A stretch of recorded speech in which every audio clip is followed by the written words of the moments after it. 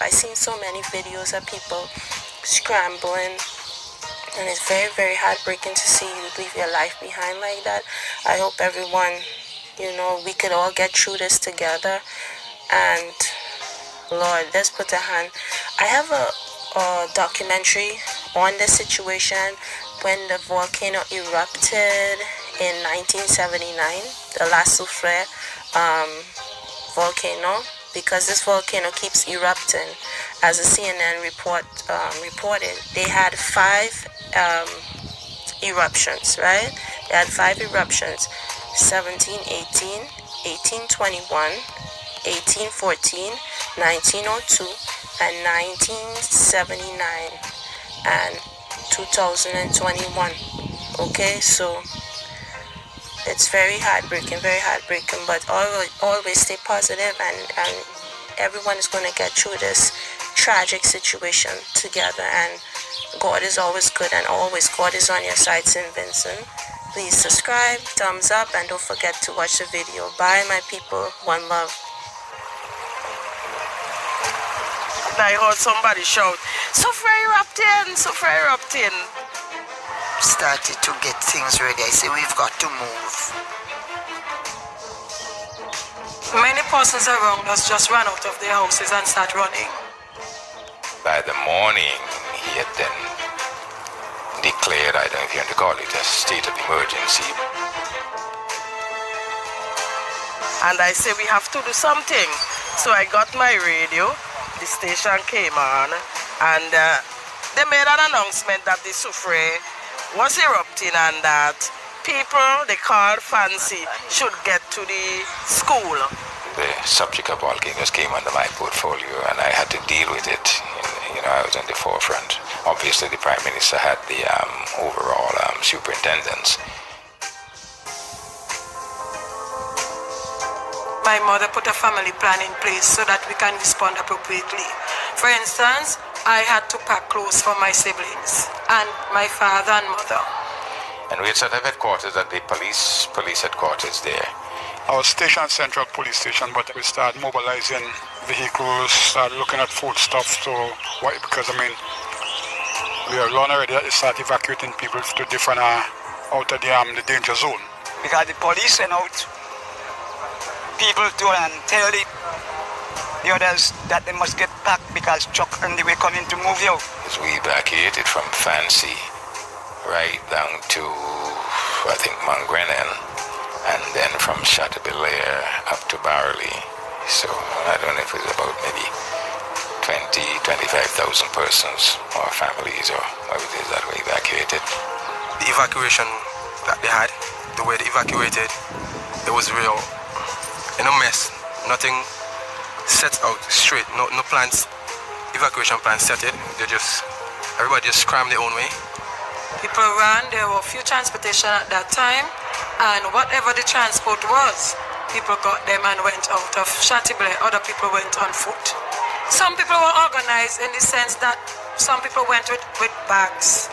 They got little things from their house, they went with that. Other persons just ran empty-handed and got on a vehicle. They didn't know where they were going. No, we didn't have any organized shelters as such. And we used the schools, churches, community centers, and so on. And some people, of course, were in private homes. So I went back home, I packed some bags, I got my baby, and I came over to the school. When I came, the school was already open. So we used the school, and then we put the families together, make sure that the families stick together. And then we stayed there about 3 weeks. At the first shelter, which was in Bowley, life was a little challenging. People who were accustomed to be busy all day were now sitting down, so they became a little frustrated. It wasn't a very pleasant life for people living in shelters. There were people who were living amongst you didn't know. Well, it wasn't so nice. Some of the people was nice people to live with. Some of them, when they're going to the toilet to stool, they will just stool on the concrete. It was messy. People were a little bit edgy because they had to separate the males from the females. Families were not together. Well, some was really pleased, happy, and some wasn't comfortable. Because if you're a family person, you can't be comfortable in a small room, 6, 7, 8 persons. What they wanted to do with their families, they couldn't do. They lost their privacy, and so that created a little uneasiness. However, people were still complying to the rules of the shelter. My second experience at this shelter, the deanery, was a little bit different. The shelter was smaller, people were more of community spirited, and we were better able to manage that smaller group. Yeah, 2 to 3 months we stayed at Richland Park, but my father stayed about a week down at Canaan. My family was in shelter for about 4 months, and then they moved back home. We moved back home, I should say. And then we settled in and started making life work again.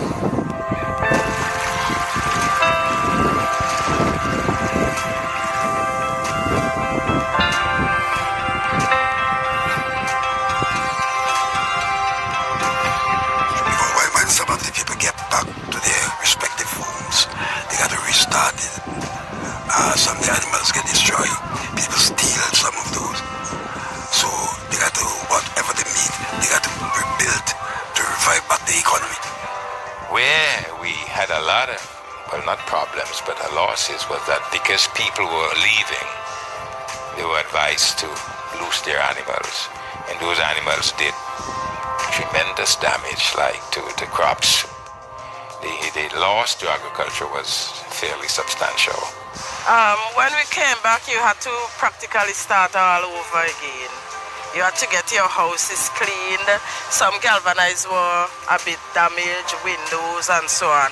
And as for the animals, people would have come in and taken some.